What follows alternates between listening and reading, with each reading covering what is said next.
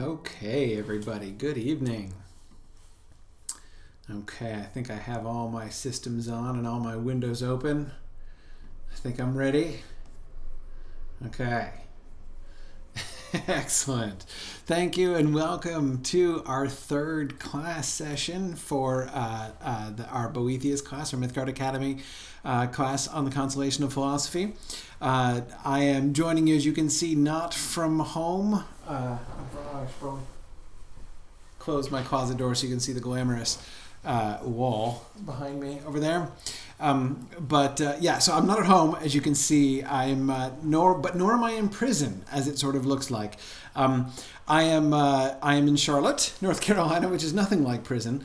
This room might look a little uninteresting from the inside. It's not very thoroughly decorated, but I have a very comfortable apartment here at Johnson C. Smith University in Charlotte, North Carolina, where I'm happy to be again. As those of you who have been with me for a while may recognize this gray room that I am broadcasting from, as I have broadcasted from it annually for the last 4 years now. No, it's not an undisclosed secure location, Tony, though it kind of looks like that too. Anyway, yeah, so glad you could join me. The main thing I apologize for is the lighting, which is fairly poor. All I have is one quite weak overhead light here, and am relying otherwise on the glow of screens on my face, which is always somewhat eerie lighting, but there we are. So, okay. Also, another thing I'm going to apologize for, especially for those of you who are on Twitch. I did manage to broadcast on Twitch again, but of course I can only broadcast on Twitch on my phone because that's how it works, and my phone is balanced incredibly precariously back there behind my screen, and there's like a very, very small chance that I am not going to end up gesticulating and knocking it over at some point during the class here tonight. So if you're watching on Twitch and all of a sudden the world goes crazy and large clanking sounds are heard, that would be why. All right, let's get going. First of all, quick announcement. The next 2 weeks are going to be kind of tricky, but I believe I'll be able to make it. Of course, if you were with me last night in exploring the Lord of the Rings, I said I'm not going to be available for the last 2 weeks. That is true, but fortunately, I am much more. Lady Fortune is much more kind to me on Wednesdays the next 2 weeks than on Thursdays. I actually should be able to make both of the next 2 Wednesdays. So we'll hope for the best for there, and that will all work out fine. But we'll see. So I am, just in case you were wondering if you were there last night and heard about me being away for 2 weeks. 2 Tuesdays, sadly, for different reasons, but the Wednesdays should be all right. Also, I just wanted to sort of share with you my own excitement about. I've told you before about our Hobbit Immersion camp, this summer program that we're doing for middle school kids from July 10th. The weeks of July 10th and 17th. It's a 2-week camp where we're going to read the entire Hobbit and talk about it. And there's going to be awesome, fun discussions and activities and stuff. We're partnering with local libraries. So that we have we'll have local chapters all over the country, and we have a couple in Canada now. We just got a couple Canadian ones yesterday, so that's going to be fun. Still looking for our first European or Asian Hobbit camp chapters. Anyway, it's going to be great fun. But we've been getting some wonderful. Some wonderful subscriptions lately. We're pushing 50 libraries now, 50 chapters between libraries and homeschool groups and things. So we're on pace to have several hundred middle school kids joining us for our Hobbit camp. it's going to be great fun. There's still plenty of time to join, but I just wanted to encourage you to spread the word. You can tell your librarians that there are dozens and dozens of libraries across the country working with us on this, and everybody's ready to have a really good time. So I'm excited to be spreading the Hobbit love among the next generation, and it's going to be great. And Takako, absolutely. Japan, I'd love to see a Japanese chapter. That would be great. Tomas, we don't have a list of the libraries online yet, but we will. We should. That's a great idea. We haven't gotten as far as that. We've been mostly focused on communicating with the libraries themselves and getting everything set up. But we will totally do that. Yeah, it's going to be great fun. We're huge in Montana. Seriously, I'm not even joking. We have like 7 public libraries in the state of Montana, which are going to be doing the Hobbit Immersion Camp with us this summer. And we have we were just hearing from one library today, this tiny little library in rural Mississippi, in a town so small they don't even have their own public schools. And they're going to do the Hobbit Immersion Camp with us. So I think it's just great. I'm so excited. Anyway, okay. So just to kind of remind you about that, we're really building some great momentum with our Hobbit program this summer, and really looking forward to that. But all right, let's get on to Boethius here. Tonight's class is called Looking for Happiness in All the Wrong Places, right? As we're going to be looking at Lady Philosophy's continuing analysis of the gifts of fortune, right? We sort of ended off in the middle of that when she went through and showed how all the gifts of fortune, things like happiness and wealth and power and honors, that is to say titles and fame and all those kinds of things, aren't really worth all that much on their own. But first, before we get back into that, I want to do another segment of Lingering on the Latin with Tom Hillman. Tom for us today has some great stuff on the poetry, and in particular to introduce you to some of the stuff that some more stuff that he's doing with the poetry. Tom says, I'm going to dally for a moment more on the first poem of the book, turning back to the first 4 lines of the poem and its form, because the form is significant. Anyone educated in Latin would have recognized it at once. Carmina qui quondam studio florente peregi, flebilis heu maestos cogor enire modos, ecce mihi lacerae dictant scribenda camanae, et veris elegi fletibus ora regant. In green, these lines run from I who through real tears, but here's my attempt, which is not metrical, but matches lines and tries to be more literal. I highlight some words to note contrasts not quite clear in Green's translation. I who once finished poems with a gay zeal am now compelled in tears to begin melancholy meters. See, wounded muses tell me what to write, and my cheeks grow stiff with the true tears of elegy. That last line has a wonderful image that takes a moment. Why do the cheeks grow stiff with tears? Because of the salt that's left behind as tears dry. Note that the tears are now true or real, which suggests that the tears in the poems he had written before were not. For now he's got a reason to cry, right? Lots of poets write sad lines, right? Sad poems, when they don't actually have all that much reason to be sad. And now he does. Now notice the highlighting that Tom did. Notice the parallelism there in the first 2 lines, right? From the verbs shifting, right? I who once finished poems, and he's now beginning melancholy meters. It was with a gay zeal, and now so the gay and the melancholy. So talk about his zeal, his own enthusiasm for the poems, right? For his writing before, and now he's compelled. And even as simple as the once and now, right from quondam to heu there. It's we can see, because you'll remember that poem was all about those contrasts, right? Remember from summer to winter, from youth to old age. Remember all that stuff, from how he was totally happy to now he's completely miserable. So Tom is sort of showing you the intricacy of how he's done that, right, through his meter, which is pretty cool. But wait, there's more. Boethius is also making something like a sort of a larger poetic joke through the meter of his poem. Now, when Boethius speaks of melancholy meters, maestos modos, and elegi, he isn't speaking metaphorically. In Greek and Latin, elegiac verse had a specific form, what we call elegiac couplet. This is what we see here. The first line is a standard line of dactylic hexameter, 6 feet, mixing of dactyls and spondees, like so. Carmina qui quondam studio florente peregi. The second line is a bit geekier to explain. It's often called a dactylic pentameter, but it's more like a pair of 2.5 dactylic feet.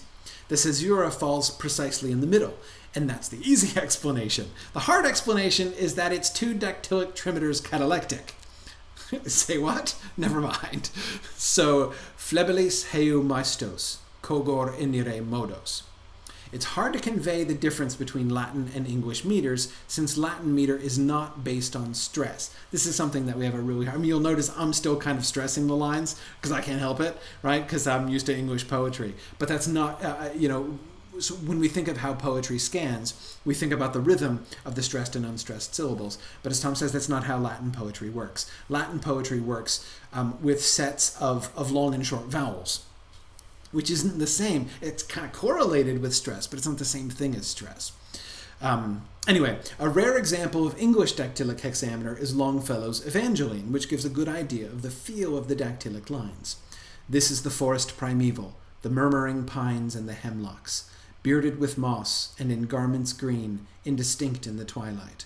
Stand like druids of eld, with voices sad and prophetic. Stand like harpers hoar, with beards that rest on their bosoms. So you hear how it's not regular in terms of number of syllables, right? It's not a purely syllabic meter. But did you hear the caesura in the middle, right? That pause in the middle, and and you could kind of feel the rhythm of it, right? Even though it's not a regular, every syllable counted kind of meter. Anyway, the point is the larger point here.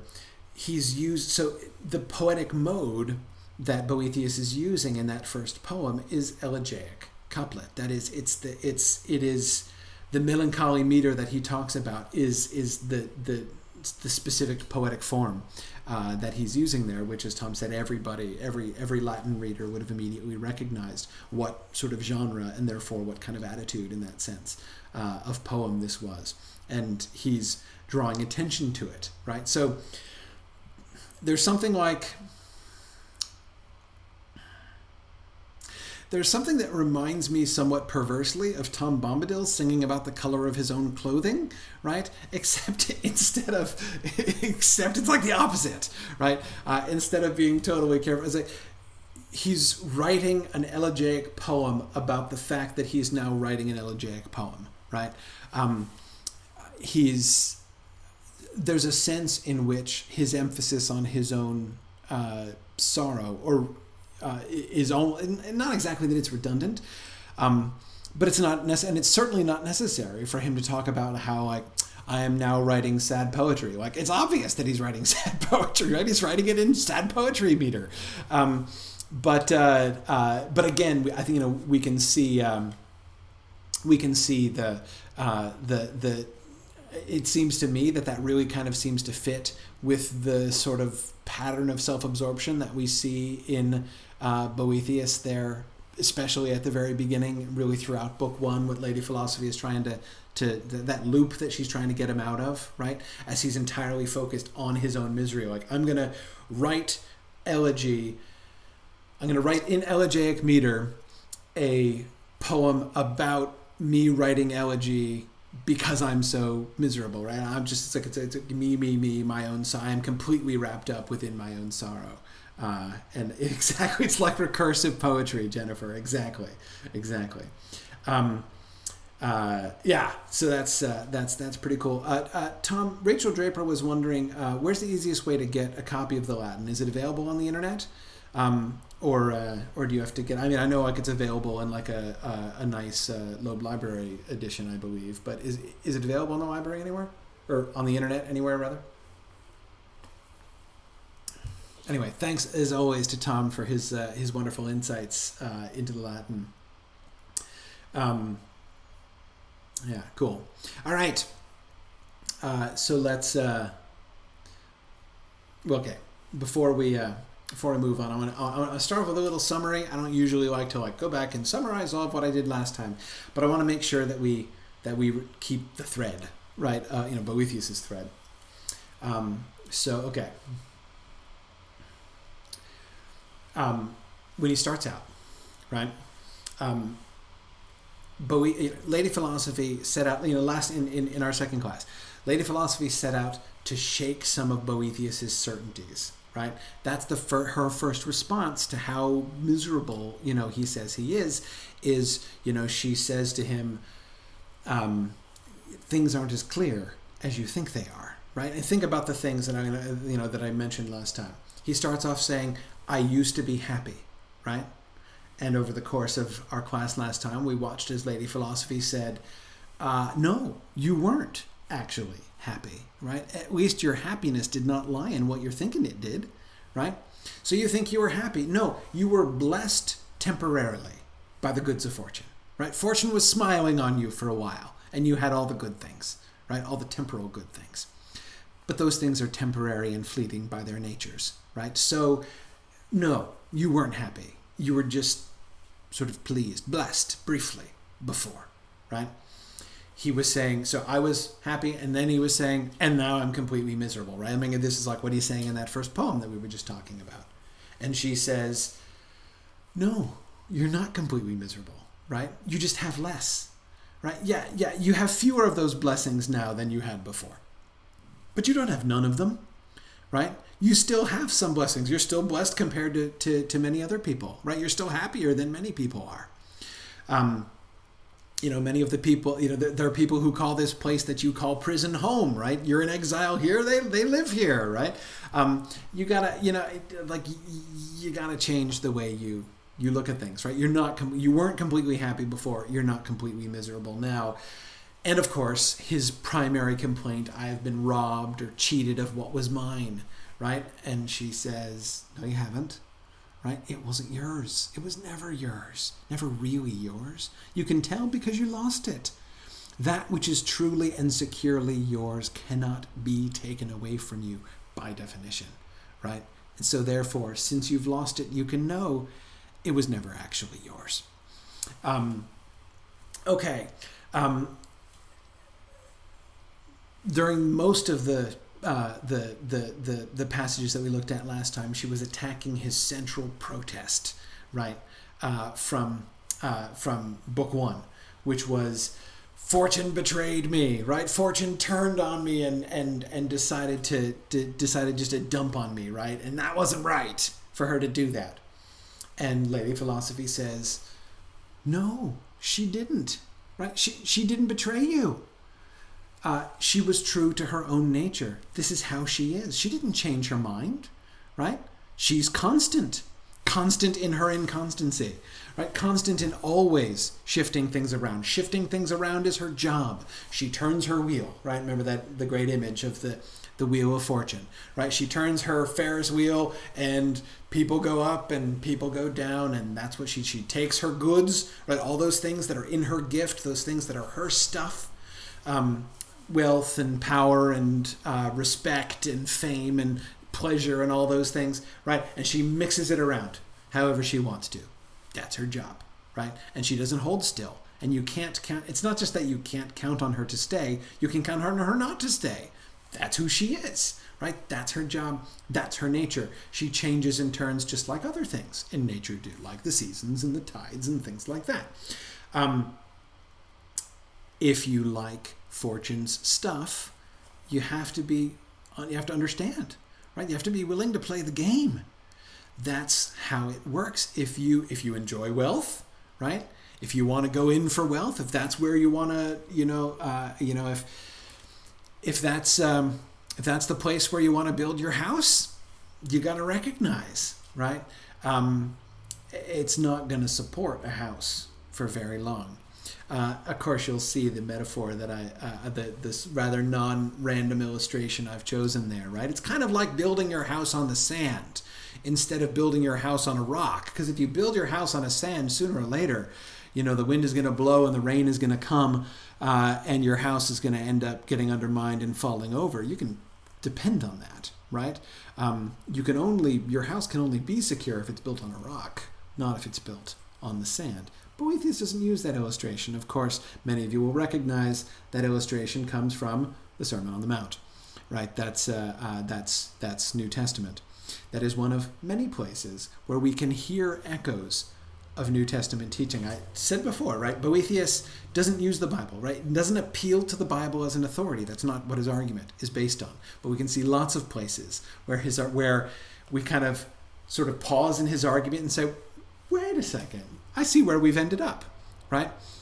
He has, through his pagan sources and his logical approach, ended up at exactly the same place the Gospels end up at. That happens more than once, as we'll see. Okay.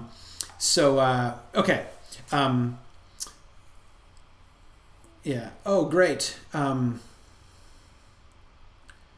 on. Just a couple more things here. And then, of course, we ended up with looking at when she goes through and she says, okay, let's look at fortune stuff, right? These things that are in fortune's gift. Should they be? Should you be building your house on that, right? Should that be, what is the real nature of those things, right? And she says, they're not only can they be taken away, they're not so hot when you actually look at them, right? And that we looked at how it went through wealth and power and honors and fame and the things that are not actually real satisfactory about those things, according to, as I said last time, all of these very traditional teachings from traditional moralists for a long time. She established that they were transitory, but also kind of pointless in themselves. Kind of lame when you look at them carefully.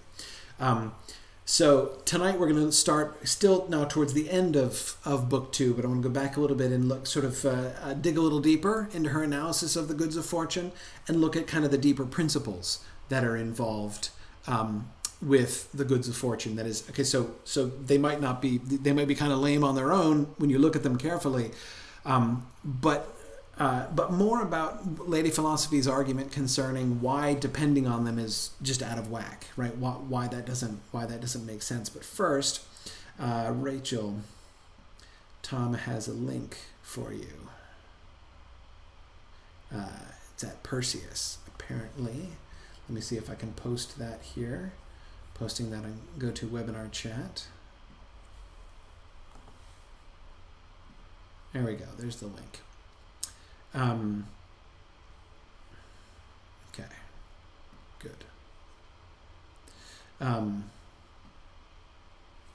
And there we go. Post that on. Posting it all over the place. Okay. I think I posted it to all the places. Oh, I didn't post it to Twitter. I'll tweet it too. There we go.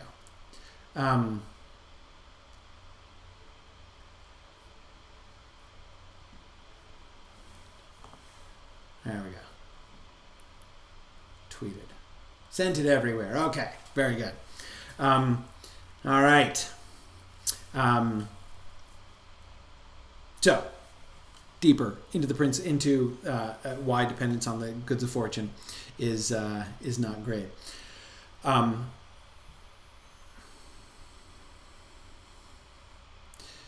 This is in the section on wealth. And again, so we looked at how wealth doesn't deliver what it seems to offer. But more, Lady Philosophy says, just think about what it means. Think about what it implies when you are valuing these physical things like gems and gold and things like that, right? What an upside down state of affairs when a man who is divine by his gift of reason thinks his excellence depends on the possession of lifeless bric-a-brac. Other creatures are content with what they have, but you, made in the likeness of God by virtue of your reason, choose ornaments for your excellent nature from base things, without understanding how great an injury you do to your Creator. God wished the human race to be superior to all earthly things, but you have lowered your dignity below the level of the most trivial things.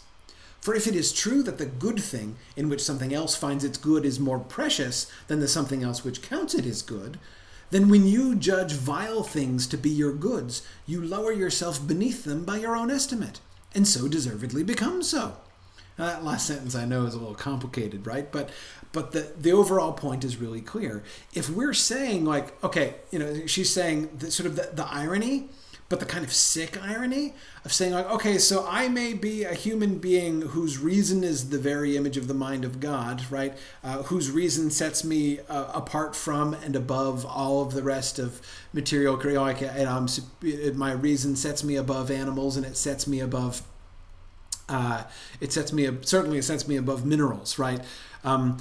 But nevertheless, I'm going to consider myself to have upgraded myself if I take a bunch of shiny rocks and put them on my person, right? If I'm wearing a bunch of shiny rocks, then I'm better, right? That's what makes me. You can tell how awesome I am because of how many shiny rocks I have.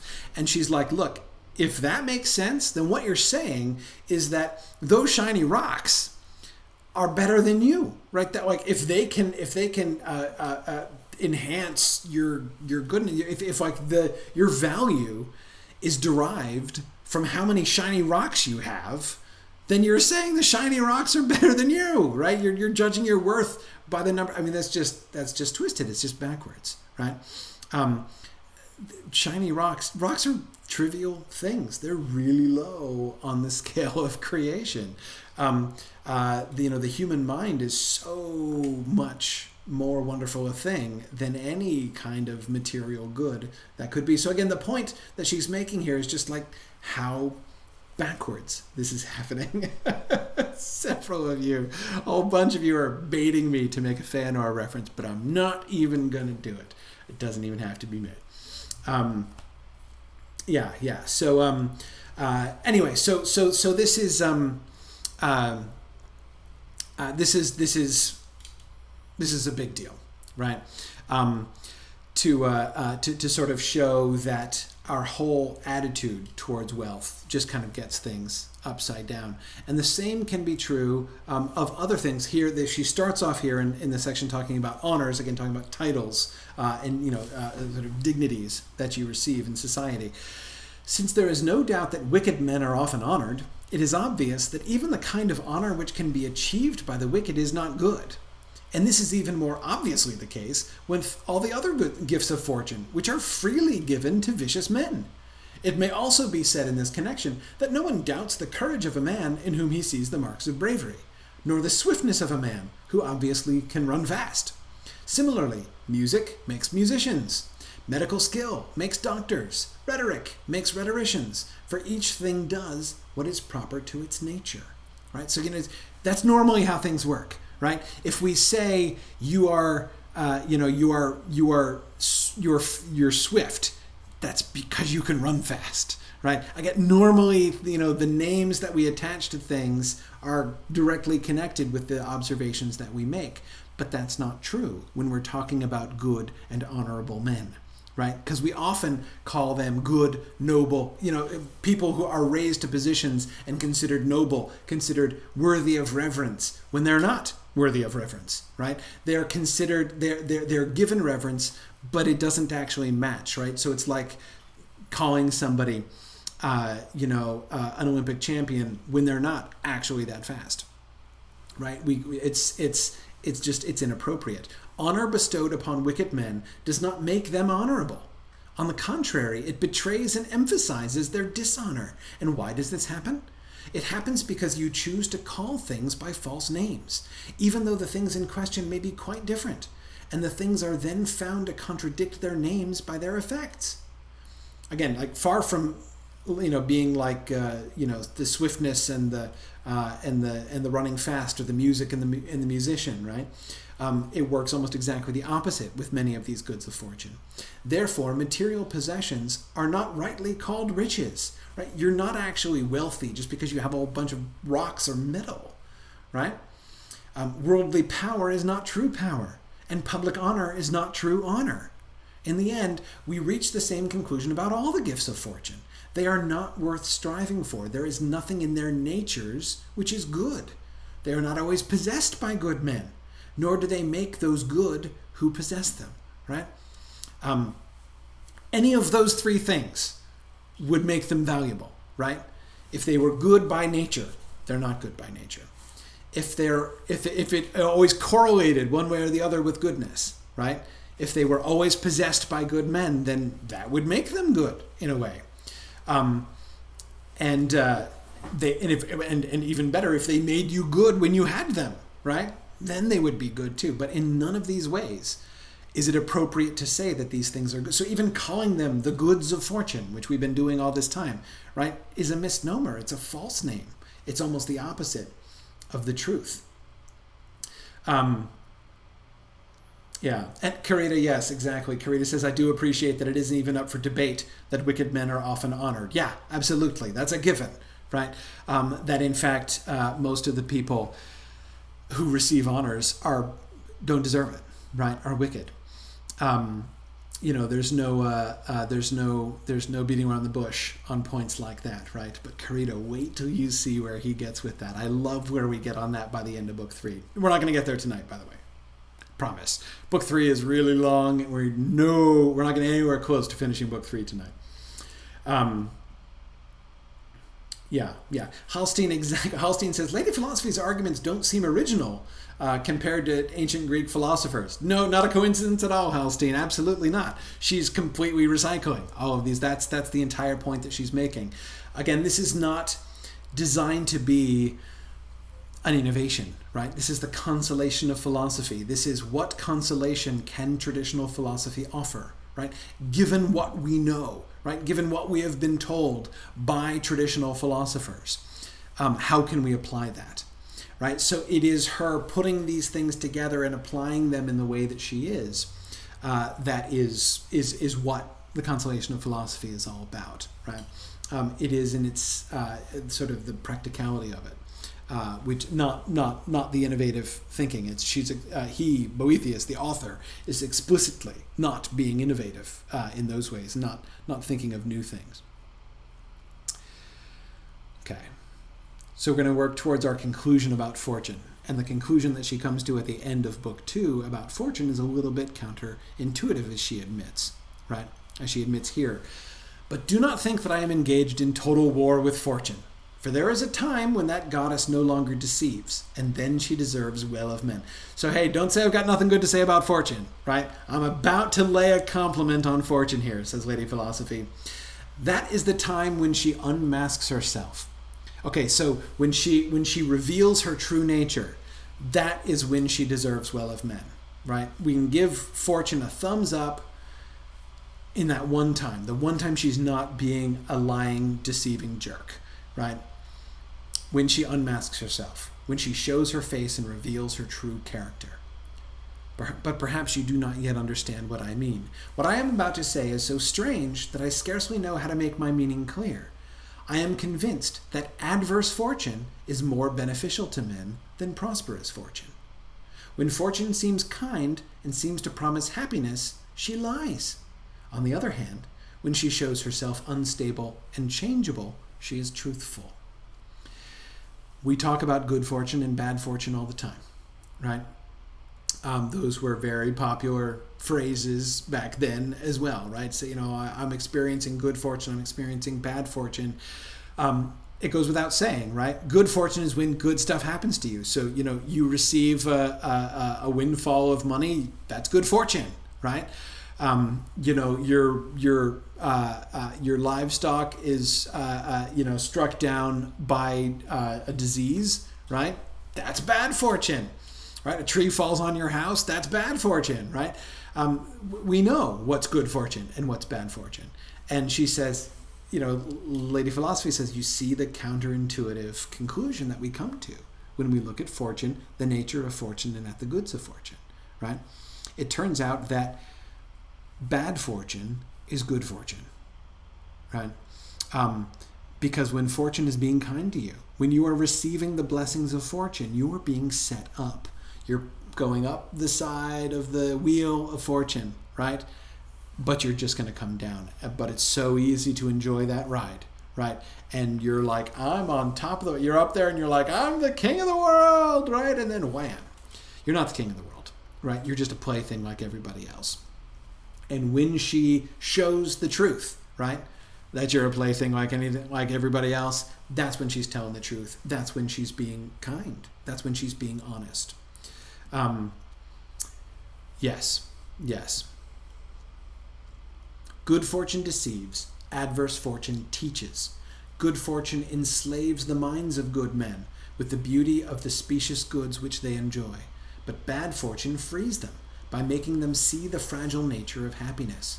You will notice that good fortune is proud, insecure, ignorant of her true nature. But bad fortune is sober, self-possessed, and prudent through the experience of adversity. Finally, good fortune seduces weak men away from the true good through flattery. But misfortune often turns them around and forcibly leads them back to the true good. It's so easy to think that you've got everything, right? When you're blessed by fortune, that everything is great, right? That you're on the right path, that you must be doing everything right, that everything's okay, right? Really easy to think that when everything is pleasant, right? Yeah, excellent. For those of you who are quoting the Bible at me, you are completely right. Stephen is quoting about rejoicing in our sufferings, knowing that suffering produces endurance, and endurance character, and character hope. Yeah, exactly. Brian Dimmick is right to remembering how difficult it is for a rich man to enter the kingdom of heaven, right? Thinking about camels in the eyes of needles. Yeah, exactly. You see that we're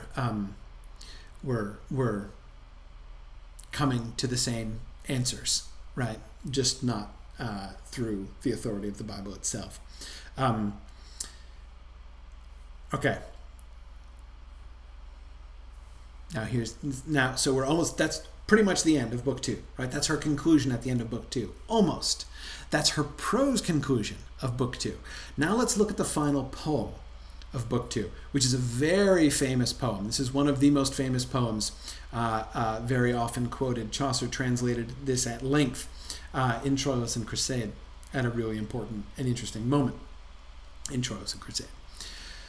That the universe carries out its changing process in concord and with stable faith, that the conflicting seeds of things are held by everlasting law, that Phoebus in his golden chariot brings in the shining day, that the night led by Hesperus is ruled by Phoebe, the moon, that the greedy sea holds back his waves within lawful bounds, for they are not permitted to push back the unsettled earth. All this harmonious order of things is achieved by love, which rules the earth and the seas and commands the heavens. But if love should slack the reins, all that is now joined in mutual love would wage continual war and strive to tear apart the world which is now sustained in friendly concord by beautiful motion. Love binds together people joined by a sacred bond. Love binds sacred marriages by chaste affections. Love makes the laws which join true friends. Oh, how happy the human race would be if that love which rules the heavens ruled also your souls. Okay, now, at first I will admit, this might sound like a bit of a non sequitur, right? Like, okay, weren't we just talking about fortune? Like good fortune, bad fortune, right? Why are we talking about love and, like it's love that makes the world go round, right? Yes, exactly, Sarah. You're completely right, Sarah Grant, to think of Dante and the love that moves the sun and other stars. Yes, of course, in the medieval conception of the world, it is literally love that makes the world go round, right? That's absolutely.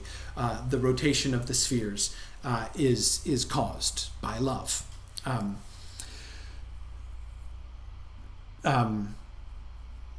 Now, see, Tony, that's interesting. Tony says, I can't help but be struck by the references to pagan deities like Apollo in a Christian text. I can understand, but that's a modern quibble. We don't care about that. We talk about the pagan deities all the time. There are two reasons for this. One is that they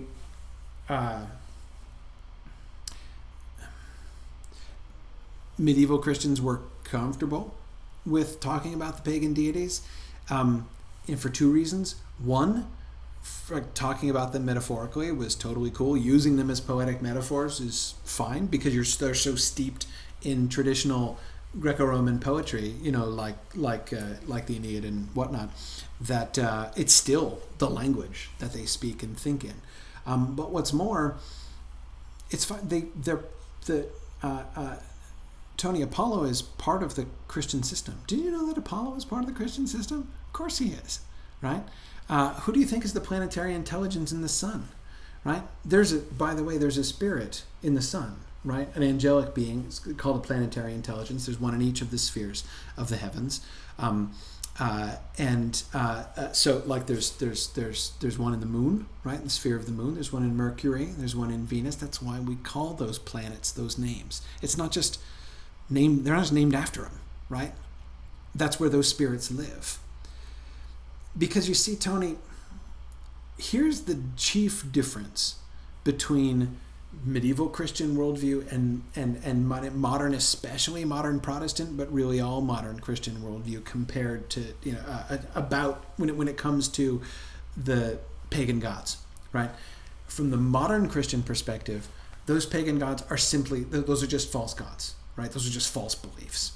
They were wrong. The pagans were wrong about those. Those are made up stories and they're not real. That's not at all how the medievals looked at these stories. The medievals had way too much respect for their Greco-Roman forefathers to say that, right? If the great thinkers and great poets of the ancient days, who were so much greater than we are, right? They were so smart, they knew way more than we did, those ancient people, right?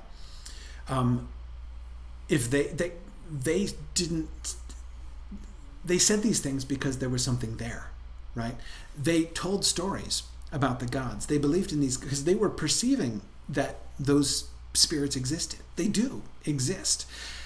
They didn't have the whole picture, which wasn't their fault, right? They didn't have the benefit of revelation. So they didn't know about God the Father, and they didn't know, well, I mean, some of them figured it out, like Plato, right? But they didn't know about, which is why medieval Christians had a very hard time believing that Socrates and Plato were damned. Because they figured it out, right? They knew about God. Anyway, so most of them didn't know about God the Father. Pretty much none of them knew about God the Son and the Incarnation, which again, not their fault. They were kind of dead before it happened. So, but again, the stuff that they were perceiving were things that were really there. They didn't see how it all fit together, right? Again, they didn't have the whole picture. But what they saw was real. They couldn't fully and accurately explain it. But they were perceiving something that was really there. So Rachel, yeah, absolutely, they're created beings. They're angels. They're angelic beings. And Stephen Cover, absolutely. If you have read C.S. Lewis's Space Trilogy, you are familiar with this concept. He is explicitly using the planetary intelligence idea. His stories kind of bring that to life in a modern context. Okay. Yeah, good. Yeah, Jordan, exactly. That's why in Dante, Plato, and Socrates and Aristotle are hanging out in limbo, right? They're not in like the mainstream hell, right? Exactly.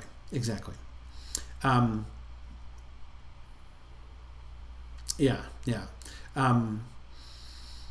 Tony, exactly. Tony, this does help explain Tolkien attempting a reconciliation between a unified God and a pantheon of gods. This is why it seems weirder to modern Christians than it seemed to Tolkien, because Tolkien was steeped in this medieval ethos. Like, it's the idea of gods on the... I mean, it's funny because, right, the modern people who can most easily relate to how the medieval Christians thought about the pagan gods are Tolkien fans, right? It's just to say it's just like the Valar. Oh, right, okay, just like the Valar, right? That's exactly how they conceived of the pagan deities, right? So if you had encounters with the Valar, or you were aware of the influence of the Valar, but you didn't know anything, you'd never been told about Iluvatar, you might make the same mistake, right? Yeah, good. Anyway, so Tony, that's sometimes with the references to like the night being ruled by Phoebe, it might merely be poetry. It might just merely be metaphor, but it doesn't have to be, right? It's all kind of legit, right? It's all fine. Anyway, okay, if I get on too many tangents like this, which I know are still kind of in my future, then I'm not going to get through even what I plan to get through tonight. So anyway, okay, back to love here. Okay, so this is the concluding transitional song. The harmonious order of the universe, which remember Boethius believed in from the beginning. When she did her little Q&A with Boethius at the end of book 1 and her her diagnostic Q&A, you remember, he passed this question, right? Do you think the world is like random and messed up? And he's like, no, world not random and messed up, right? It is orderly and harmonious. And she's like, that's right, we can work with this. Remember what it was that he didn't get? What he got wrong about that? There were those 3 questions that he screwed up, and that led her to her diagnosis, and she's like, okay, I know just what's wrong with you now, right? But you remember, so he remembered that the world was ordered, but what did he not remember about the ordering of the world? What did he not remember?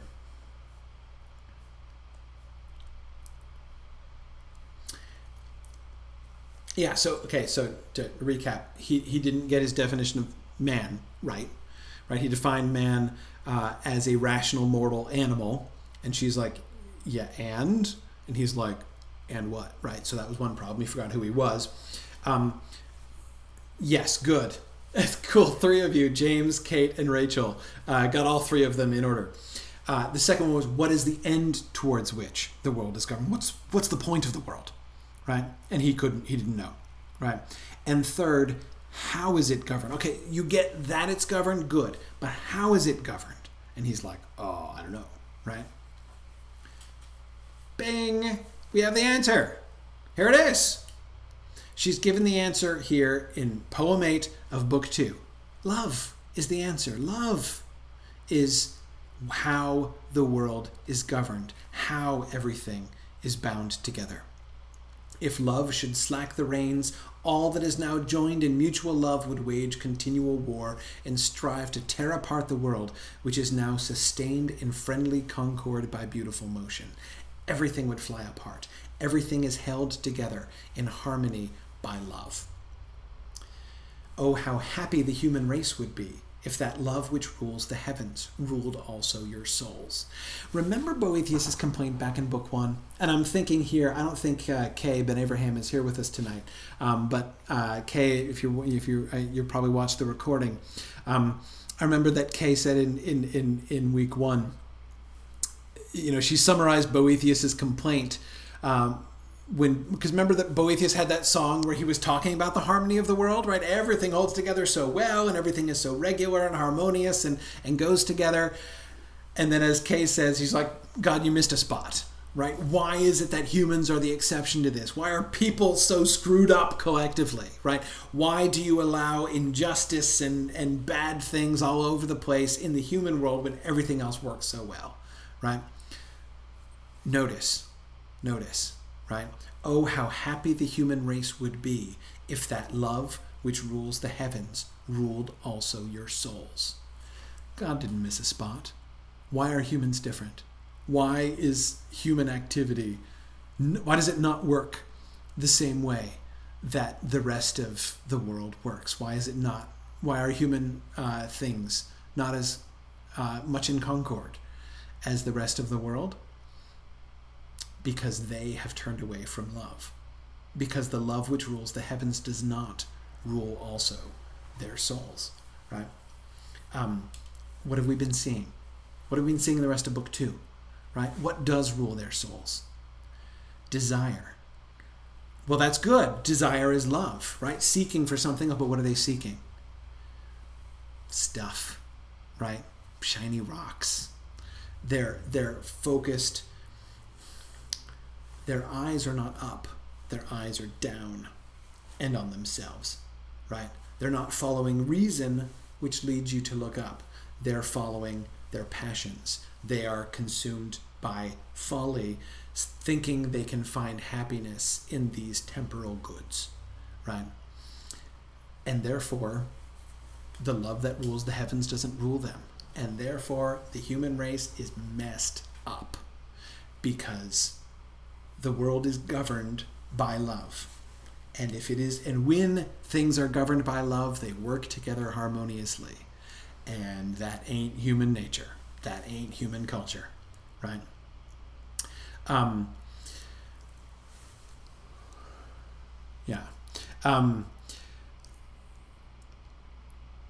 Laura says, is this agape love? Yes, Laura, referring to the 3 different Greek words, 4 technically different Greek words for love.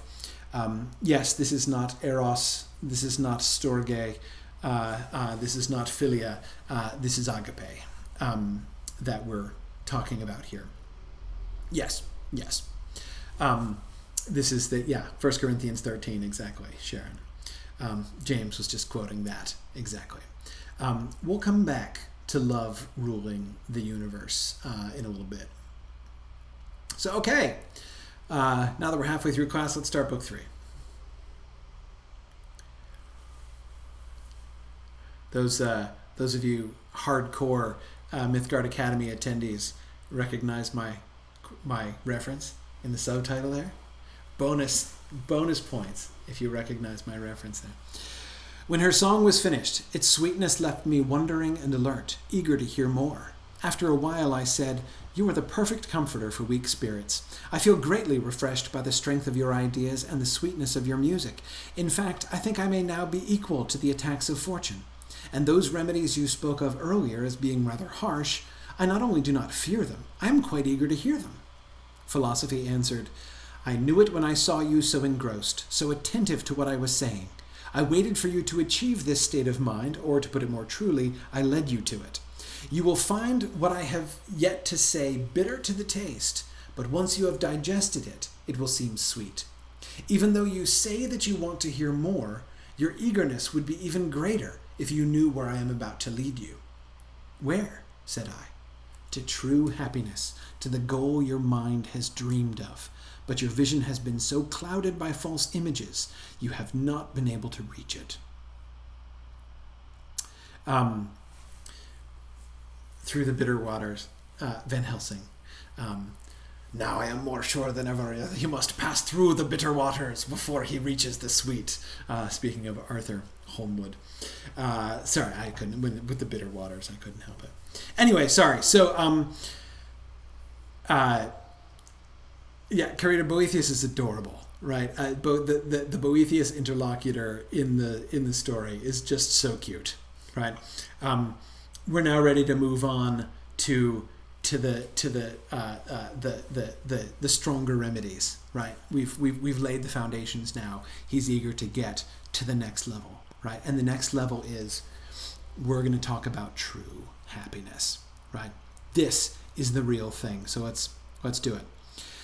The man who wants to, this is the poem, right? The man who wants to sow a fertile field must first clear the ground of brush, then cut out the ferns and brambles with his sharp hook, so that the new grain may grow abundantly. Honey is sweeter to the taste if the mouth has first tried bitter flavors. Stars shine more brightly after Notice has stopped his rainy blasts. Only after Hesperus has driven away the darkness does the day drive forward his splendid horses. Just so, by recognizing false goods, you begin to escape the burden of their influence. Then afterwards, true goods may gain possession of your spirit. Right? Okay, so again, she had to do that preliminary work in book 2. Book 1 was diagnosis, book 2 was clearing the ground. Right? We're not yet ready to plant the real seeds yet. Right? First, we've got to clear away the rubbish. And what gets cleared away is that fixation with false goods. As long as Boethius is saying, like, but why did my stuff all get taken away? And it wasn't fair, right? Which, again, like, easy for me to mock that, right? But and it's true of all things, right? It's true of all worldly goods. Even remember stuff like health, right? This is she's talking about everything. From I lost my job to I got a cancer diagnosis, right? All of that stuff is included in her assessment of the goods of fortune, of worldly goods. Is it a thing in the gift of fortune? Is it a thing that can shift around on you, right? Health is certainly one of those things that can shift around on you, right? And a great example of one of those things that we feel entitled to when we have it, right? Which deceives us into a false sense of security, as if it's the natural order of things that we should be able to count on. And fortune would say, oh no, that's one of the things in my gift too, right? I can take that away anytime I want to. Anyway, so now let's sow the fertile field. Remember that same imagery that she had from way back in prose 1 in book 1, right? When she talked about the barren thorns of the passions compared to the fertile grain of reason, right? It's time to grow the fertile grain of reason here. Okay. So what is in fact the true good? Okay. Mortal men laboriously pursue many different interests along many different paths, but all strive to reach the same goal of happiness. Now, the good is defined as that which, once it is attained, relieves man of all further desires. So this is the supreme good, and contains within itself all other lesser goods. If it lacked anything at all, it could not be the highest good, because something would be missing. And this could still be desired, right? So again, remember that she's thinking in logical terms here, right? Logically speaking, the highest good has to be that than which there is nothing greater, right? You can't say I am perfectly happy if you still want anything, right? It's not about being content, right? Contentment isn't true happiness. It's not at least it's not the same thing, right? So if you're like, well, I would kind of like this, but I'm all right without it, right? That's not true happiness. That's not what she's talking about, right? True happiness, the supreme good, is to be in possession of, to be absolutely satisfied, every desire perfectly satisfied, so that there is nothing left to desire, right? You have the fruition and the fulfillment of all things. Okay, because if there's anything left that you want, then you're not perfectly satisfied, right? Then there's still desire. You haven't achieved the supreme good. Clearly then, perfect happiness is the perfect state in which all goods are possessed. And as I said, all men try by various means to attain this state of happiness. For there is naturally implanted in the minds of men the desire for the true good, even though foolish error draws them towards false goals. Okay, everybody wants to be happy. Everybody is seeking happiness. Everybody everybody has desires, and they're attempting to satisfy those desires, right? And of course, what is it that would satisfy their desires? The supreme good would satisfy their desires, right? If all of their desires were satisfied, they would have the supreme good. So in that sense, this is what everybody is going for. Everybody wants to get to the point where all of their desires are satisfied, where they have nothing left even to long for. And notice she says, the desire for the true good is there by nature. It is naturally implanted in the minds of men. It's how we're wired, she says. We'll come back to that later on. She's going to come back to this point, and when she does, we'll talk about that a little bit more. So why do we seek worldly goods? Why do we focus on getting rich? Why do we focus on, earning the respect of others, getting titles and stuff? Why do we get extra degrees, right? Why do we try to be famous? Why do we do this? Well, some men, believing that the highest good is to have everything, exert themselves to become very rich. Others think that the highest good is to be found in the highest honors, and so they try to gain the esteem of their fellow citizens by acquiring various honors. Still others equate the highest good with the greatest personal power. Some men want to be rulers, or at least to associate themselves closely with those in power. Then there are those for whom fame seems the highest good, and they labor to spread the glory of their names either in war or in practicing the arts of peace. Others measure the good in terms of gaiety and enjoyment. They think that the greatest happiness is found in pleasure. Finally, there are those who interchange the causes and results of these false goods. Some desire riches in order to get power and pleasure. Some desire power in order to get money or fame. All this shows clearly that all men seek happiness, for whatever anyone desires beyond all else, he regards as the highest good. And, since we have defined the highest good as happiness, everyone thinks that the condition which he wants more than anything else must constitute happiness, right? So again, the point is, again, everybody wants to be happy, right? Everybody is seeking the satisfaction of their desires. Everybody agrees on that. What do people disagree on? People disagree on what brings it and what is the best route to get there, right? And they have different points of view on this, right? Some people believe that wealth is the ticket, right? If you're wealthy, that'll make you really happy. If you're powerful, that'll make you really happy, right? So why is she doing the goods of fortune? Didn't we dismiss the goods of fortune? Didn't we deal with the goods of fortune already and show that they're not really goods? Yeah, we did. So why is she going back there? Remember last time I talked about this. Last time I said, if you felt like she was being a little too casually dismissal of the goods of fortune, right? Money, it's not really any good at all, right? No point in money. Forget about money, right? If that seemed a little flippant, not flippant maybe, but unsatisfying, right? That she wasn't really giving it a fair shake, I said, hang on, she's going to come back to it in book 3, right? This is the first time she comes back to it. And when she comes back to it here, it sounds, what she's saying is very similar to what she said in book 2. She's not contradicting what she said in book 2, but the emphasis is a little bit different, right? Before, the point was wealth isn't the good, right? Wealth isn't the goal. The goal, she concludes, right? The conclusion with which she begins book 3, the goal is happiness, right? So why do we seek money? Why do we seek wealth? Not actually as an end in itself. We seek it as a means to get happiness because we believe it's going to make us happy. It's going to bring us happiness, right? So now she's not focusing on like the nature of those goods in themselves. Now she's focusing on them as a route to happiness. Given that we all seek happiness, will this get us there? Will these get us there? Any of these, right? So that's where she's she's starting off here. So what is our current human state? We fatten as hay that drunk is as a moose. A drunken man what well he hath an hoose, but he not which the richt way is thither. And to a drunken man the way is slither. And certes, in this world so far and way, we seeken fast after felicity, but we gone wrong full often truly.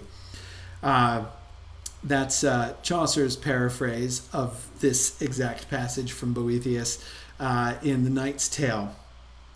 Sorry, I couldn't resist because Chaucer's all over Boethius, and whenever I come to this passage of Boethius, I always hear the Knight's Tale version in my head. We fatten as hay that drunk is as a moose. That's drunk as a mouse, Jennifer. I don't know why mice are held up here as the paragons of drunkenness exactly. I have no explanation for why the mouse is chosen as an illustration. But yeah. I know, Carita, it seems like a slander, but I can't explain. All I can say is it must have made sense in some way in the Middle Ages, and all I can say is if you think about it, we have a lot of similar sayings that we couldn't explain and don't make a whole lot of sense either. Anyway, actually I'll come back to this, but okay, sorry. Well, let's look at the modern English translation. But let me return now to the goals men set for themselves. In spite of its hazy memory, the human soul seeks to return to its true good. But like the drunken man who cannot find his way home, the soul no longer knows what its good is. Should we consider those men mistaken who try to have everything? So now, hang on a second. The human soul seeks to return to its true good, but like the drunken man who cannot find his way home, the soul no longer knows what its good is. This is deservedly an extremely popular illustration, a very influential illustration. I already showed you Chaucer's use of that and translation of it. Yeah, good, Tony. It is like drunk as a skunk. At least that rhymes. It's true. We don't have any reasons to suspect skunks of inebriation either. Chaucer expands on this image a little bit, right? And I think that Chaucer's expansion is exactly what Boethius is getting at, right? In what way is the human soul like a drunk guy, right? A drunk man, what well he knows well, what well he hath an hoose, right? So there's the drunk guy going down the street. He's like, okay, I know I have a house. I just don't remember how to get there, right? And he's trying to find his house. This happened to me once. No, I wasn't the drunk guy, right? But there was a day in college. I lived in this dorm which had 4 floors, and all the floors, it was this like concrete bunker, and they were all exactly identical, like the stairwell and the doors and the hallways all looked exactly the same. And so there was this one night I'm sitting in my room, minding my own business, being my virtuous self. I was doubtless studying very hard at the time, and this quite tipsy young gentleman is suddenly standing in my door, and he's looking around, and he says, "What the heck did you do to my room?" I'm like, 4th floor. One more up, my friend. You took a wrong turn, right? And I hadn't read Boethius yet at the time, or I would have found it even funnier. But that's exactly it, right? He not means he wot not, he doesn't know, but he not which the right way is thither, and to a drunken man the way is slither, right? I mean, it's hard to find the right way to your house. So you have a house, you have a vague idea of what it looks like, you just keep turning down the wrong road, right? And you're like, this isn't my house, right? Or worse, you walk in and you think it is your house, right? Because it kind of looks like your house. That's exactly what the comparison that Boethius is making. It's as Chaucer says, "And certes in this world so far and way." This is exactly how we go on in this world. We seeken fast after felicity, but we gone wrong full often, truly. We seek happiness, felicity. Notice the word that he's. Remember Tom's comment on felicity versus cheerfulness, right? We seek felicity, right? We seek happiness, but we gone wrong full often, truly. Yeah, truly, Chaucer, you're absolutely right about that. So thanks for that gloss there, Jeff. Okay, should we consider those men mistaken who try to have everything? All right, those people who seek after wealth? Not at all. For nothing can so surely make a man happy as being in full possession of all good things. So notice, the impulse which drives people to accumulate stuff is a right impulse. Sufficient in himself and needing no one else, right? If that could be true, if you could have everything so that you were sufficient and you needed nothing, that's true happiness, right? And so, wealth looks kind of like that. It looks at least as much like the possession of true happiness as my dorm room looked like that other dude's dorm room, right? Nor are they mistaken to think that the best men are most worthy of honor. For nothing which nearly all men aspire to achieve can be despised as vile. Power, too, must be considered a good thing, for it would be ridiculous to regard as trivial an asset which can accomplish more than anything else, right? I mean, if you have the capability to do the things that you want to do, right, that's the satisfaction of desire, right? So sure, yeah, that's awesome. That would be great. And what of fame? Should we be scornful of it?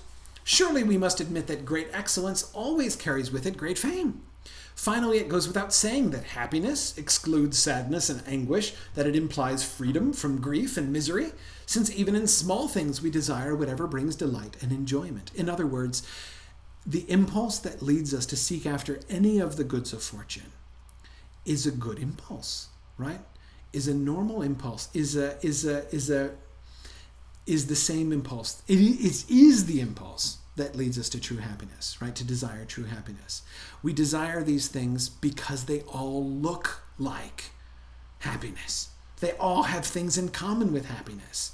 And it's easy in our own kind of clouded and inebriated state to mistake it for happiness. This road that we've gone down, it's the wrong road. It's not going to lead us home. But darn it if it doesn't look just like our street when we've had a few too many, right? That's exactly the human state as Boethius describes it here, as Lady Philosophy describes it. These, then, are the things which men desire to have: riches, high rank, administrative authority, glory and pleasure, because they believe that these things will give them a good standard of living, honor, power, fame, and joy. And whatever men strive for in so many ways must be the good. It is easy to show how strong and natural this striving is, because in spite of the variety and difference of opinion, still all men agree in loving and pursuing the goal of good. So, are the goods of fortune totally horrible? No, they're not totally horrible, in fact, right? They do have something in common with the good, or else we wouldn't mistake them for it, right? We wouldn't even go down those wrong roads if they didn't look so much like the good, if they didn't have things in common with the good. So again, this is why, again, as I said before, if you thought that she was too dismissive first, she comes back and revisits that briefly here, right? No, they're not completely vile. They're not totally despicable, right? They're not what we thought we were, what we thought they were, that is to say, right? They're not the end. They're not the goal. And if you think of them as the goal and then you look at them carefully, you'll see, as we saw in Book 2, no, that's not the end, right? But they do look like it, right? And then we get Poem 2.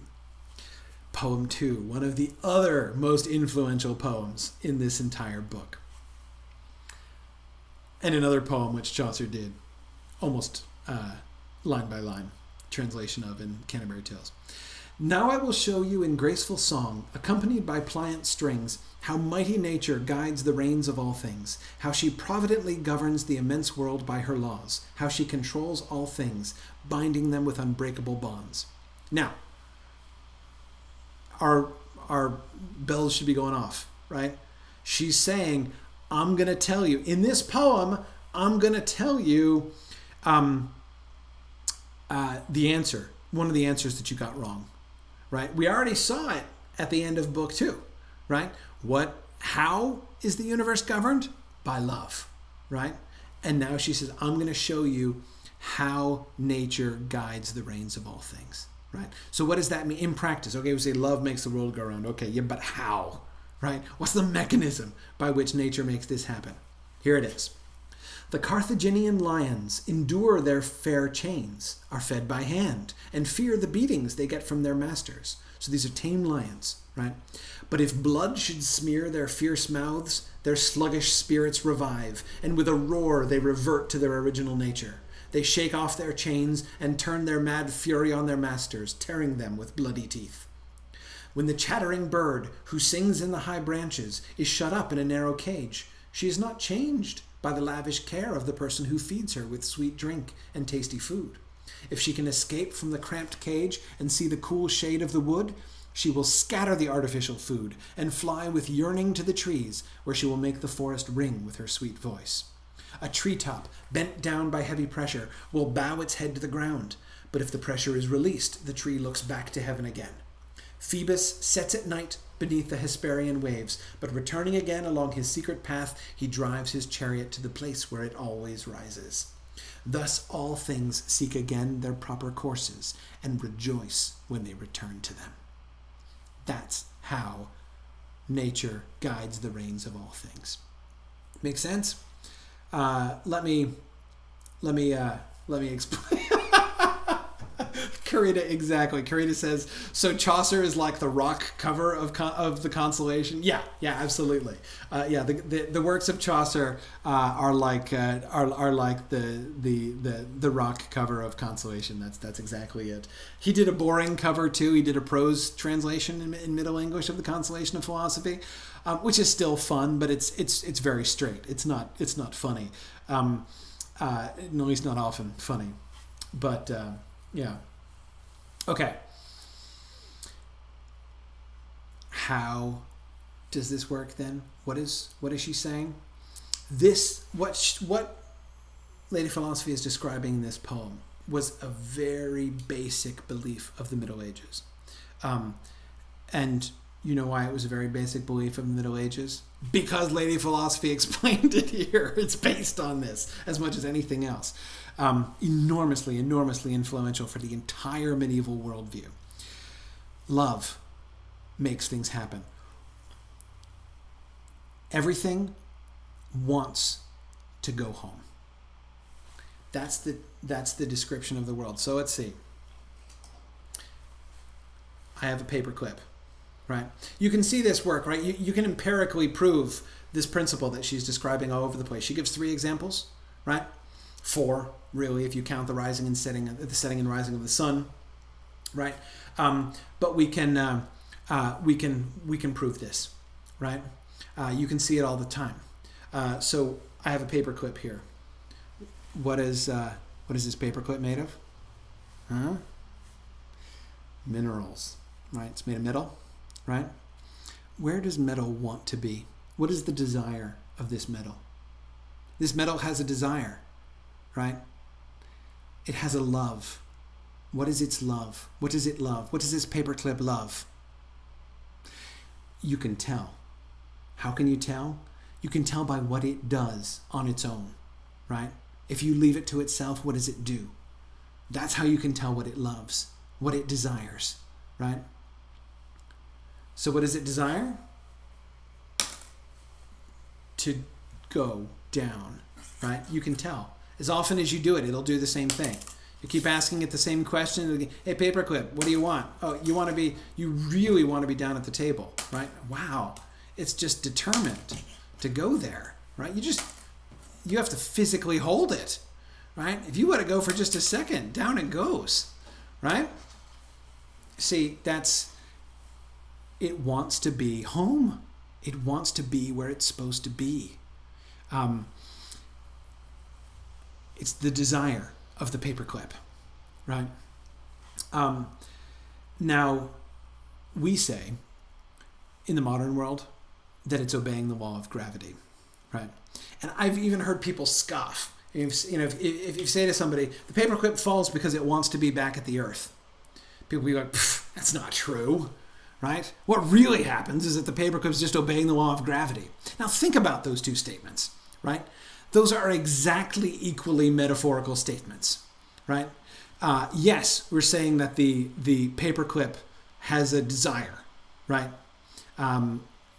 But does that make less sense? Is that less accurate in some way than saying that it's obeying a law, right? Like it's got citizenship and it's choosing but apparently paperclips never practice, civil disobedience, I guess, against the law of gravity, right?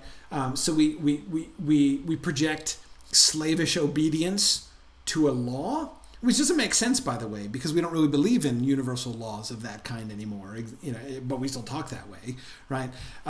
However, the medieval system does make sense, and it does hold together. It says everything wants, because they can explain why. If I say to a modern person, why does the paperclip obey the law of gravity, right? Again, what's its motivation?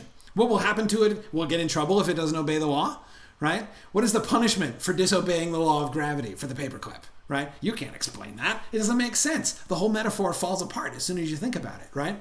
But the medieval one doesn't, right? Why does the paperclip fall?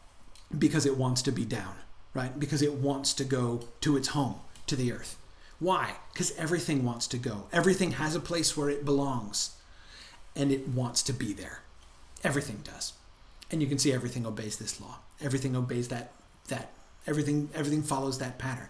And again, if I ask why, well, it's like you can see, right? I can't prove that it's like choosing to obey, but I can prove that it has a desire to be down because it moves, right? And Aristotle will tell you if something moves, it's because it has a desire to move, right?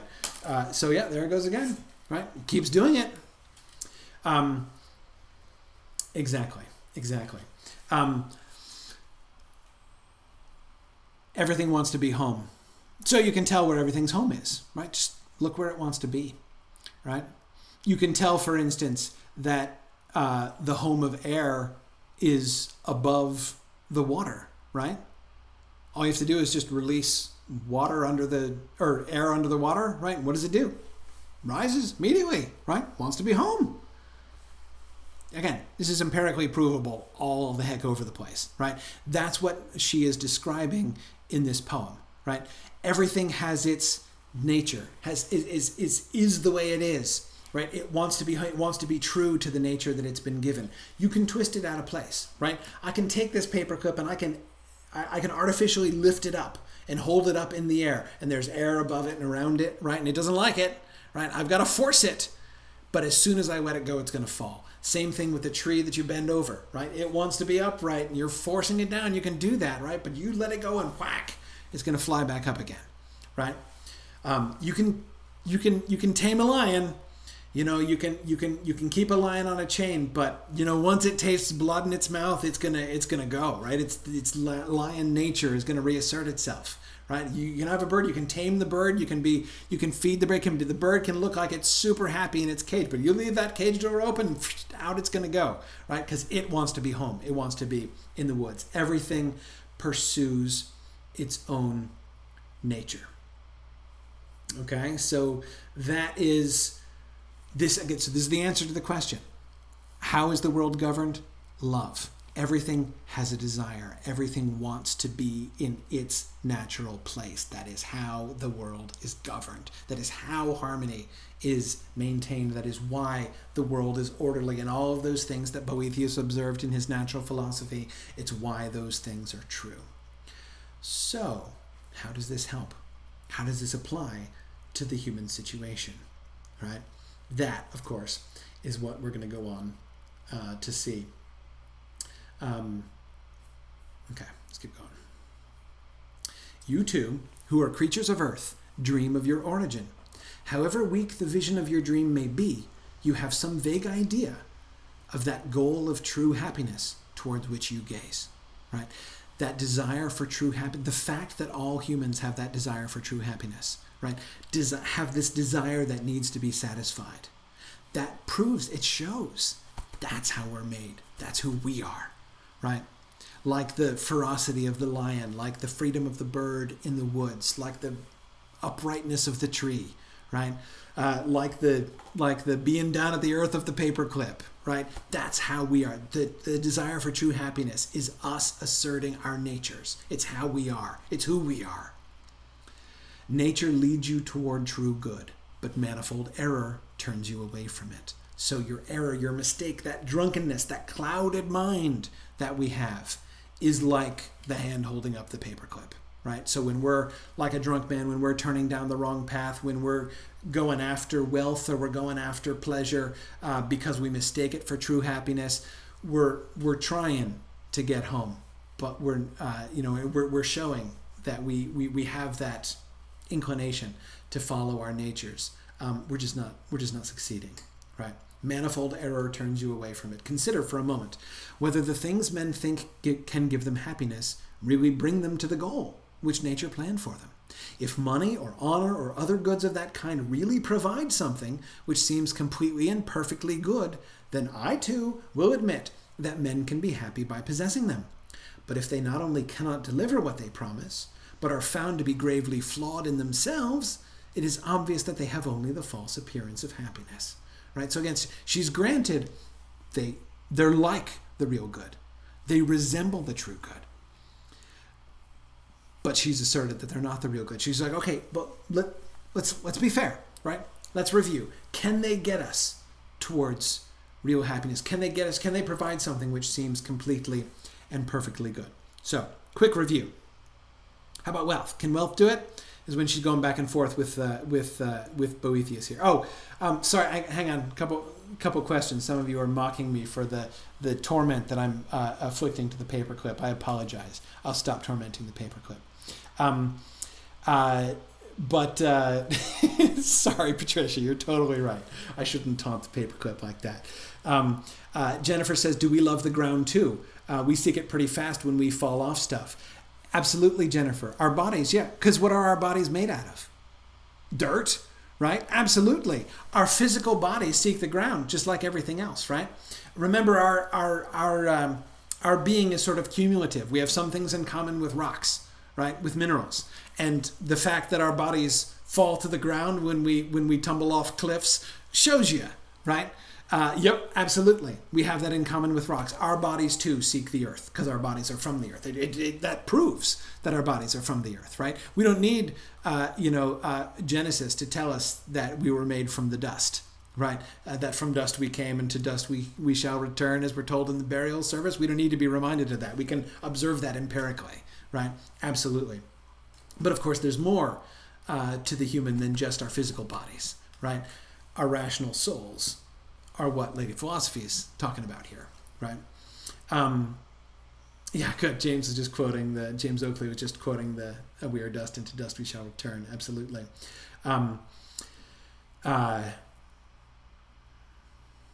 Yes, Tony, you're absolutely right. To be reminded of Plato's idea that morality comes from a memory of a perfect world that we came from. Yes, this idea of forgetting, the forgetfulness, like the drunken nature of humanity, that's straight out of Plato. Absolutely it is, right? That our souls know all things, right?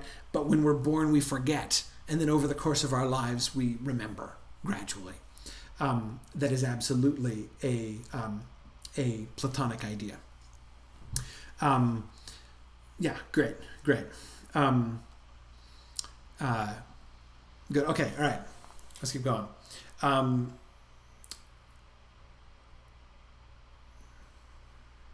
Sorry, wealth. Okay, that's right. I'm remembering where we are now. First, then, since you recently were very rich, let me ask whether or not you were ever worried in spite of your abundant wealth. Yes, I answered. I cannot recall a time when my mind was entirely free from worry. And wasn't it because you wanted something you did not have, or had something you didn't want? That is true, I answered. You wanted this, or didn't want that? Yes. Then doesn't everyone lack something that he wants? Yes, he does, I replied. And isn't the man who lacks something less than wholly self-sufficient? That is true. And even you at the peak of your wealth felt this insufficiency?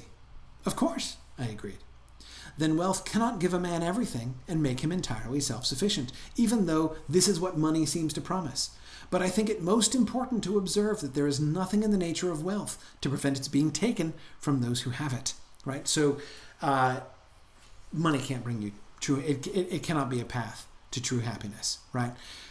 It is true that money looks like happiness because perfect self-sufficiency, to have everything you need, remember? That's like true happiness, right? But of course, as we recall from Book 2, that's never the state of the rich person. Nobody is ever so rich that they're like, and I don't need a single thing, right? I have absolutely everything I want in all ways, and I am perfectly secure. No, because even if you can't think of anything else that you need, which is probably not true, you still can lose it, right? So you're not. So in order to be totally self-sufficient, if it can be taken away from you, you can't be perfectly self-sufficient, right? So that's it does not succeed in doing what it claims to do. So again, it looks like true happiness, but it's not a path to true happiness. How about honors, titles, respect?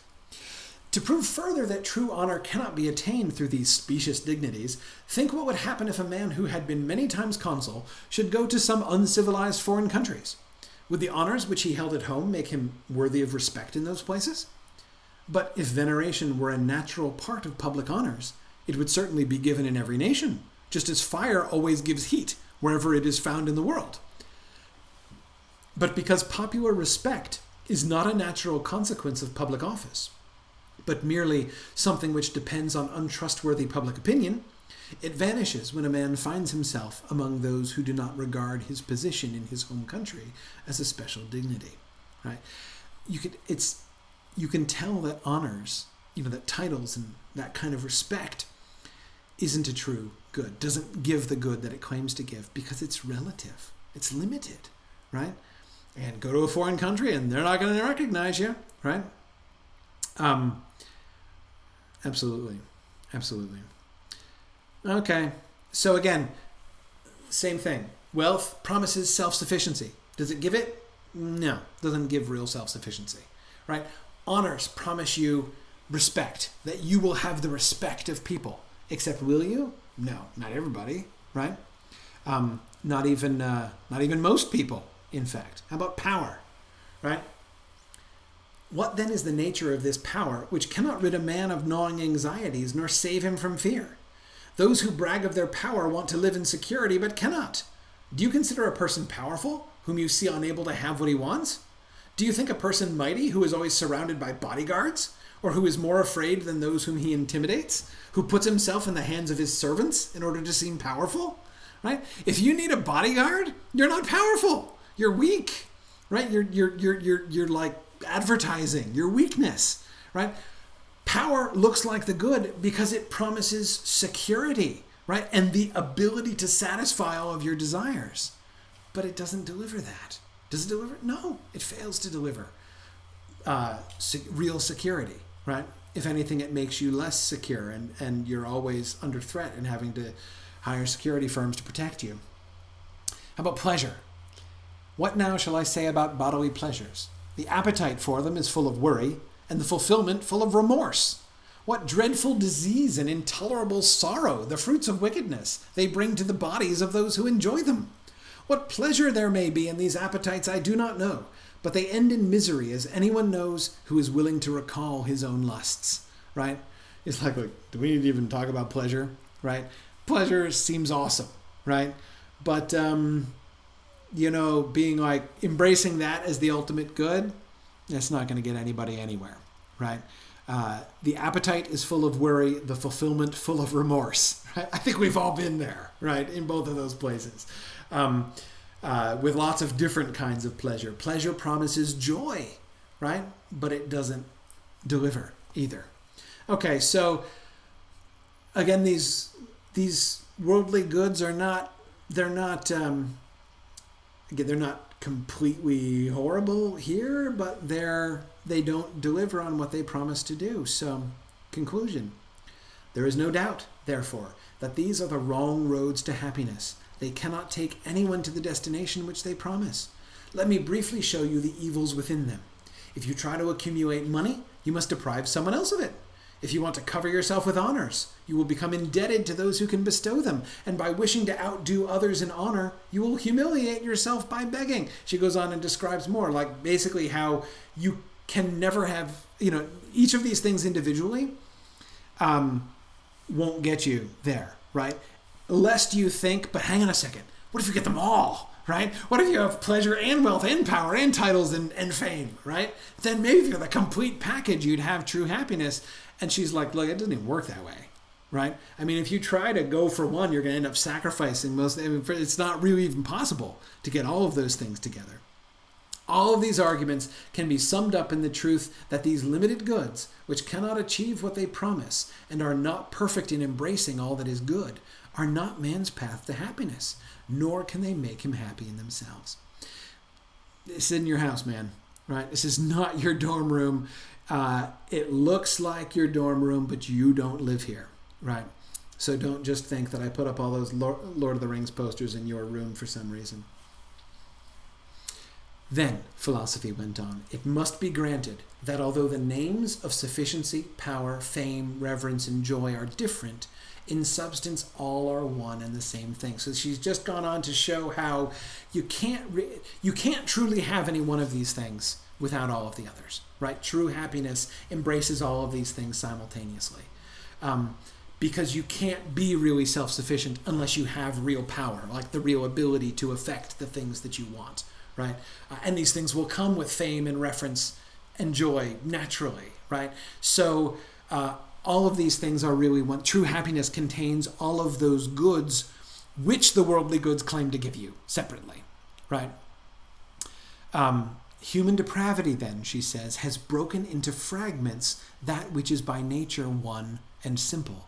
Men try to grasp part of a thing which has no parts, and so get neither the part, which does not exist, nor the whole, which they do not seek, right? So they're not going for the whole thing. They seek happiness, but it's not happiness they're pursuing. Instead, they latch on to a piece of happiness, but happiness is indivisible, right? True happiness, that perfect satisfaction, you can't split it up, right? You can't get self-sufficiency without power, right? You can try, but it's not going to work, right?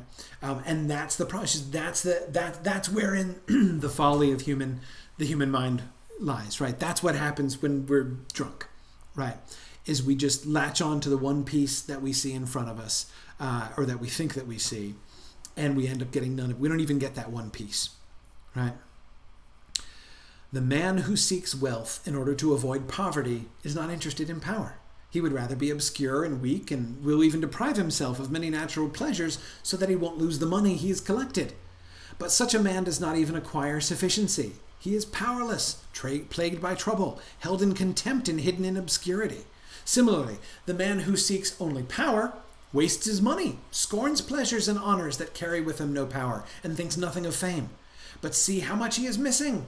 Sometimes he is without the necessities of life. He is plagued by anxieties, and when he cannot overcome them, he loses what he wants most. He ceases to be powerful.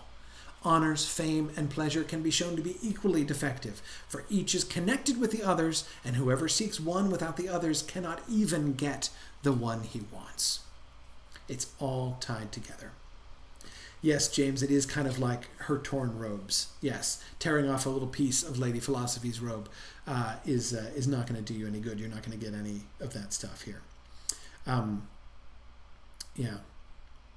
Rachel says, is depravity the same as error here? I think in a sense, yes. I think that she's getting at the same kind of thing here when she's talking about that. Yeah. Good. Yeah, Stephen Cover was thinking the same thing about Lady Philosophy's torn robe. Yeah. Okay, so everybody wants happiness. This is why we're failing. This is why nobody gets there, and this is certainly why the goods of fortune aren't the path there, right? Now, you have grasped the nature of false happiness and its causes. Now turn your mind's eye in the opposite direction, and there you will see the true happiness which I promised to show you. So remember, we've cleared away the brush, right? Time to plant the seeds. But this is clear even to a blind man, I said. And you revealed it a little while ago when you tried to explain the causes of false happiness. For unless I am mistaken, true and perfect happiness is that which makes a man self-sufficient, powerful, worthy of reverence and renown, and joyful. And to show that I have understood you, I acknowledge that whatever can truly provide any one of these must be true and perfect happiness, since all are one and the same. O my scholar, philosophy answered, your observation is a happy one if you add just one thing. What is that? I asked. Do you imagine that there is any mortal or frail thing which can bring about a condition of this kind? Right? What is true happiness? Again, notice by studying worldly goods, right? By looking carefully at these things which don't satisfy, these things which cannot bring us happiness, Lady Philosophy has constructed a picture of what happiness looks like, right? We know that wealth and power and fame and all these things can't satisfy us and can't make us perfectly happy. But they are like the things that make us happy, we can tell, because we pursue them. So by looking at them all, we can build a picture of what that true happiness must really look like, right? True and perfect happiness is that which makes a man self-sufficient, powerful, worthy of reverence and renown, and joyful, right? All at once. Okay, great. So where do we find it? Answer, not on earth, right? You're not going to find that on earth. No mortal and frail thing is going to bring about a condition of this kind, right? Tune in next time. And we're done early again. 25 slides in less than 2 hours. How about that? And I didn't knock over my phone. I can't believe it. So there we are. It has been truly a felicitous evening, right? James Oakley is saying 25 for 25 slides is true and perfect happiness, right? We did. Yeah, no, Jennifer, we did the slides from last time too. We're good. We did it all. We finished book 2, and then we got just where I wanted to get in book 3. So next time we're going to look at true happiness, right? We're shifting from looking down to looking up. Don't forget the stuff about nature and human nature, right? Don't forget the paperclip, which I won't torment Patricia by picking up again, right? Remember about human nature and where we want, and that all things want to go to where their true home is, right? And it will all make sense. Thanks everybody for joining me. So reread book 3. We're going to get through I'm hoping to get through the end of book 3 next time. Next week is our bonus class that I scheduled in after the first 3 because I knew we wouldn't get through the end of book 3 today. I'm hoping we can get through the end of book 3 so we can carry on to book 4 and then so that I'm hoping still to be able to take some extra questions and stuff at the end of class in week 7. We'll see. We'll see how things go. Thanks everybody for joining me and following along. This has been great fun. No, don't read into book 4. No point. We're totally not going into book 4. Read through the end of book. So reread book 3. Read through the end of book 3. That's the goal is to get to the end of book 3 next time. So thanks everybody, and I will see you guys next week. I should be home. What's next week? Yes, I should be home next Wednesday, so that'll be good. And then, I'll be home after that for every Wednesday. But of course, then is Myth Mood right after that. But I'll be back in time for the following Wednesday. So there we go. So thanks everybody, and I will see you guys soon. Good night.